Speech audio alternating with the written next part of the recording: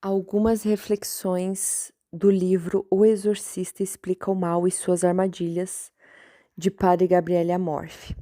Padre Gabriele Amorth, em todos os seus livros, alerta não só sobre o ocultismo, o satanismo, a magia, mas também o espiritismo. E nesse livro ele tem uma parte específica para falar sobre isso. Ele escreve: o espiritismo ou necromancia é a invocação dos mortos por meio de um médium que atua como um canal que se comunica com o mundo dos espíritos a fim de captar coisas desconhecidas ou fazer conhecer o destino dos entes queridos já mortos. Há muitos que realmente, tendo falecido um ente querido ou movidos pelo desejo desenfreado de conhecer o futuro, quiçá tomados pela desesperança e certamente não iluminados pela fé cristã, voltam-se para os sensitivos, outro nome pelo qual se denominam os médiums, trazendo consequências frequentemente nocivas sobre as respectivas existências. Como se opera a invocação dos mortos? Mediante várias técnicas que, embora provenientes de tradições muito antigas, foram desenvolvidas e aperfeiçoadas pelos movimentos espíritas, estudadas e praticadas a fundo desde meados do ano 1800. Considerando-as como a base de uma religião universal que, conduzida pelos espíritos, inauguraria a era da superação das religiões tradicionais, fazendo convergir a humanidade para uma nova época de confraternização. Um projeto cultural e político que se assemelha ou praticamente coincide com o da maçonaria. Explica sobre toda a questão da sessão espírita com o médium e que também tem o teste do pêndulo, a escrita automática, né, mediante a qual o médium, sob um influxo do transe, escreve o que lhe é ditado pelo espírito, e também tem vertentes com o tabuleiro Ouija. Não é incomum que as supostas, entre aspas, almas dos mortos revelem coisas desconhecidas ao próprio médium. Percebendo isso, uma vez convencido da credibilidade da voz, o cliente facilmente tende a crer em todas as outras revelações nas sessões consecutivas. Frequentemente as vozes comunicam coisas boas, mensagens edificantes, sendo difícil não dar atenção. Em suma, o espiritismo, num caso assim, parece funcionar. Por essa razão é que atrai muitos. Porém, Padre Gabriele também explica para nós que tais espíritos invocados na fé católica, a não ser que se trate de uma grosseira fraude, não passam de demônios. Primeiramente, vejamos o que diz a Igreja Católica a respeito, tomando como base muitas passagens do Antigo Testamento, quando se proibia aos israelitas a necromancia, ou seja, a invocação dos mortos, as adivinhações e os sortilégios, conforme, por exemplo, Deuteronômio, capítulo 18, versículos 10 a 12, e Levítico, capítulo 17, versículo 31, capítulo 20, versículo 6. E no Catecismo da Igreja Católica, número 2116. Todas as formas de adivinhação devem ser rejeitadas, recurso a Satanás ou aos demônios, evocação dos mortos ou outras práticas supostamente reveladoras do futuro, a consulta dos horóscopos, a astrologia, a quiromancia, a interpretação de presságios e de sortes, os fenômenos de vidência, o recurso aos médiums. Tudo isso encerra uma vontade de dominar o tempo, a história e finalmente os homens, ao mesmo tempo que há um desejo de conluio com os poderes ocultos. Todas essas práticas estão em contradição com a honra e o respeito, penetrados de temor amoroso que devemos a Deus e só a Ele. Padre Gabriele Amorsi, em todos os seus livros, ele diz que as supostas almas invocadas na necromancia são demônios. Ele explica: considero que promover ou simplesmente presenciar tais práticas, ainda que só ocasionalmente, além de ser pecado mortal, pode provocar prejuízos concretos e graves ao espírito. A minha agenda de trabalho está repleta de apontamentos colhidos junto a pessoas que se dirigiram aos médiuns. Em outro trecho, Padre Gabriele fala: seria muito difícil deixar de concluir que o espiritismo tem vinculação com o diabo. Também o testemunho de muitos colegas exorcistas leva-me a confirmar o que já asseverei, que esses males somente podem ser curados por intermédio da medicina da alma, portanto, recorrendo-se a exorcismos, bênçãos, orações, sacramentos. Onde é silenciada a fé em Deus, cresce a idolatria, a irracionalidade. A ação mais comum de Satanás é na tentação. Ele nos tenta agindo em nossa esfera natural, ora levando em conta nossas feridas interiores e as fraquezas de cada um, ora por meio de ocasiões próximas de pecado que se apresentam a todos.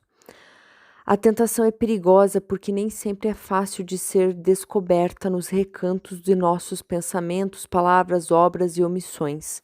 É preciso ter discernimento, um olhar e uma inteligência espiritual adestrada para reconhecer o guizo do tentador e recusar aquilo que nos conduz diretamente ao pecado, aceitando ao invés as boas aspirações que provêm de Deus. Para isso é necessário guardar o nosso coração e nossos sentidos externos dos espetáculos indecentes. Cada um de nós se torna tudo o que vê, o que ouve, além do que lê. Discernimento, pois, e escolha de boas amizades. É preciso também ter uma consciência bem formada, isto é, reta, o que pressupõe que não exaltemos a nós mesmos ou, ainda pior, a cultura dominante de livre escolha entre o bem e o mal, mas que conformemos a nossa vontade à de Deus Criador, a seus ensinamentos, que foram dados para a nossa felicidade e salvação, e estão contidos no mais alto grau nos mandamentos. A perda do sentido do pecado que caracteriza a nossa época ajuda Satanás a agir praticamente sem obstáculos pela via ordinária, uma vez que, induzindo o homem ao pecado, afasta-o progressivamente do amor de Deus.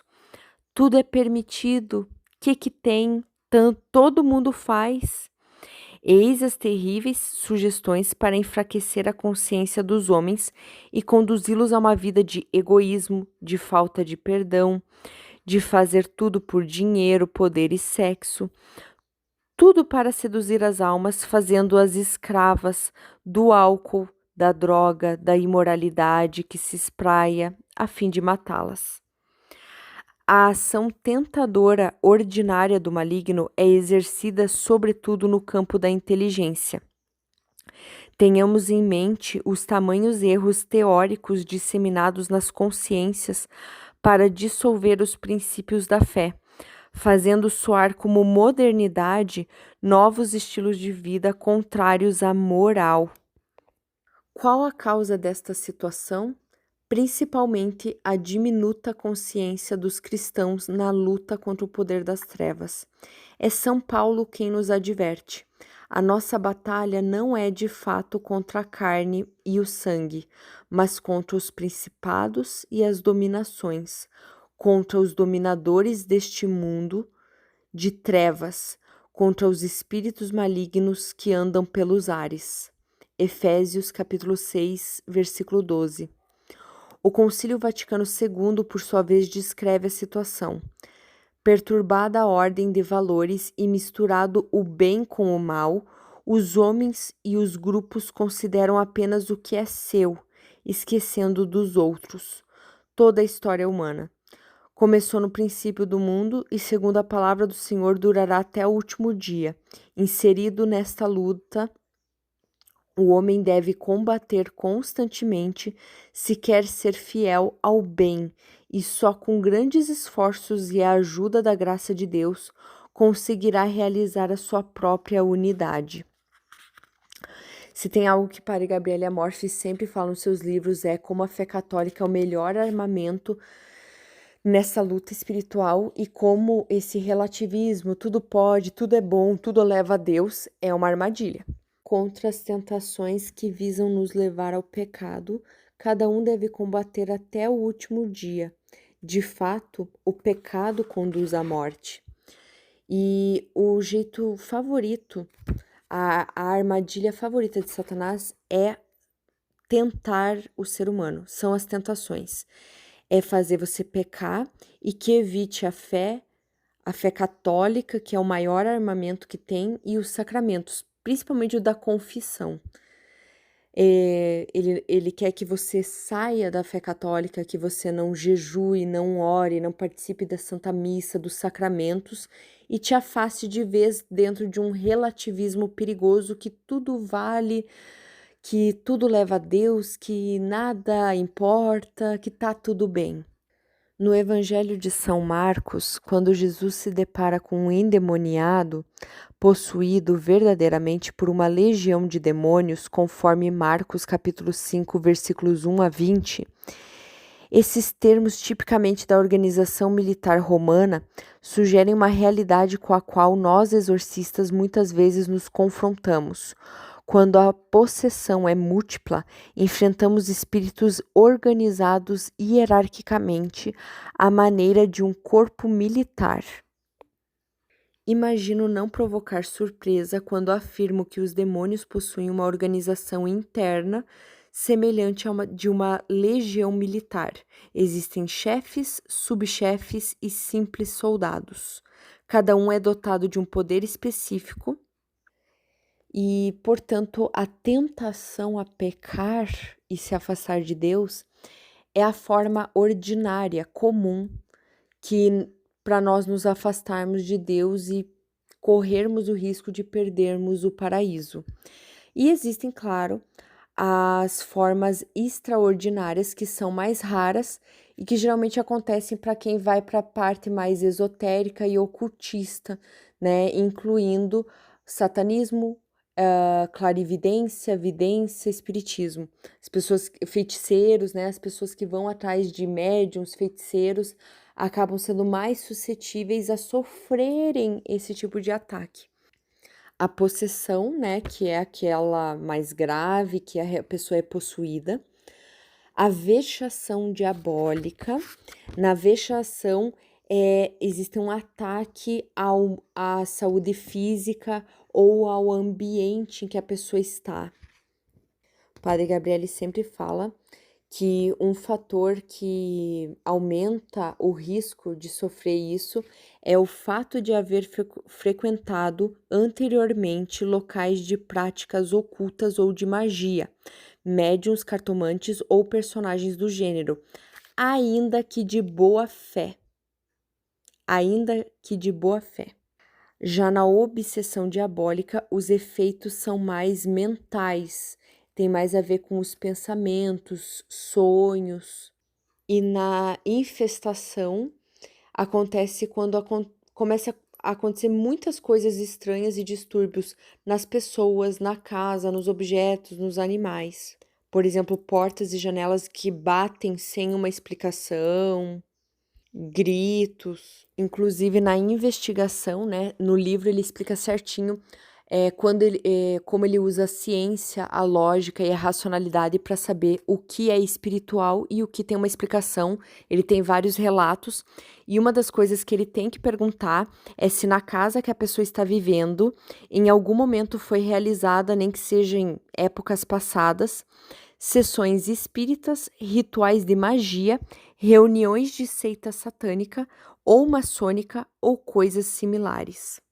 Padre Gabriele também lembra que são úteis a bênção da casa e a bênção dos objetos, Em alguns momentos ele faz exorcismos localizados e a pessoa ter evidências, símbolos reais de sua fé, imagens, a Bíblia, a cruz, e ser pessoas que estão imersas na fé católica para se protegerem. São formas de resolver qualquer problema e evitar que continue acontecendo.